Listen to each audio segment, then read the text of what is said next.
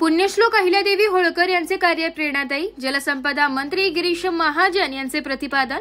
पुण्यश्लोक अहिल्यादेवी होळकर यांचा त्रिशताब्दी जन्मोत्सव सोहळा सर्वत्र साजरा करण्याचा निर्णय प्रधानमंत्री नरेंद्र मोदी, मुख्यमंत्री देवेंद्र फडणवीस यांनी घेतला।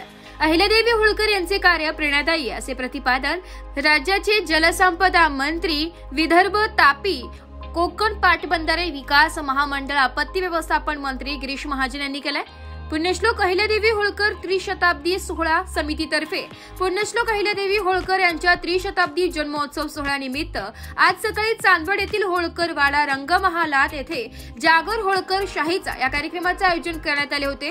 त्यावेळी ते बोलत होते। यावेळी पणन व राजशिष्टाचार मंत्री जयकुमार रावल, शालेय शिक्षण मंत्री दादाजी भुसे, आमदार चित्राताई वाघ, आमदार डॉक्टर राहुल आहेर, आमदार दिलीप बनकर, आमदार नितीन पवार, युवराज यशवंतराव होळकर, अमरजीतराजे बारगळ, माजी नगराध्यक्ष भूषण कासलीवाल आदी उपस्थित होते। यावेळी मान्यवरांच्या हस्ते अहिल्या सन्मान पुरस्कार प्रदान करण्यात आला। त्यात doctor Shweta Chaudhari, Anjali Bargal, Sujata Babar, doctor Megha Malose, Shweta Bokil, Sangeeta Patil, Jyotsna Holkar, Amrapali Kokhare, Sucheta Khatal, Shailaja Jadhav, advocate Archana Sharma आदींचा समावेश होता।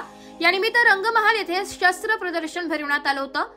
मंत्री श्री महाजन म्हणाले की चांदवडचा रंगमहाल ही वास्तू डोळे दिपवणारी आहे।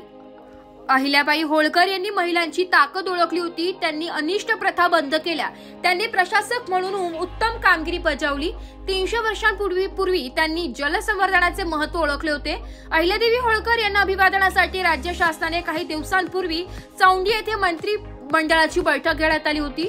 होळकर साम्राज्याची उपराजधानी असलेल्या चांदवड येथे अहिल्याबाई होळकर यांचे शिल्प साकारण्यात येईल।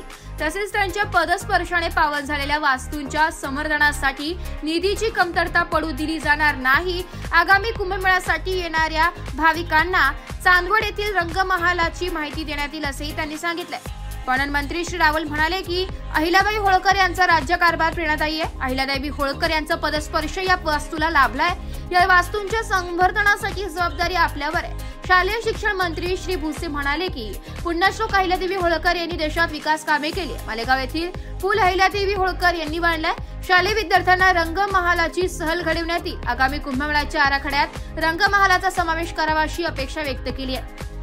श्रीमती आमदार वाघ म्हणाले की अहिल्यादेवी होळकर यांनी महिला सक्षमीकरणाची सुरुवात केली। निसर्गाची त्यांनी सेवा केली। युवराज होळकर यांनी सांगितले की अहिल्यादेवी होळकर यांचे व्यक्तिमत्व अलौकिक होते। त्यांनी सामाजिक न्याय, महिला सक्षमीकरण याला प्राधान्य दिले। रंगमहाल या ऐतिहासिक वास्तूचा जीर्णोद्धार करून जागतिक वारसा स्थळ घोषित होण्यासाठी प्रयत्न करावेत अशी अपेक्षा त्यांनी व्यक्त केली आहे। सोनाली तेलंग यांनी अहिल्यादेवी होळकर यांच्या कार्याची माहिती दिली आहे। आमदार डॉक्टर आहेर यांनी प्रास्ताविक केले। त्यांनी अहिल्यादेवी होळकर यांनी बांधलेल्या 12 पुनर्जीवन करण्यासाठी सुरू असलेल्या प्रयत्नांची माहिती दिली आहे। माजी नगराध्यक्ष श्री कासलीवाल यांनी आभार मानले। यावेळी होळकर राज परिवाराशी निगडीत व्यक्ती, नागरिक मोठ्या संख्येने उपस्थित होते। ब्युरो रिपोर्ट, नाशिक लोकशाही न्यूज, नाशिक।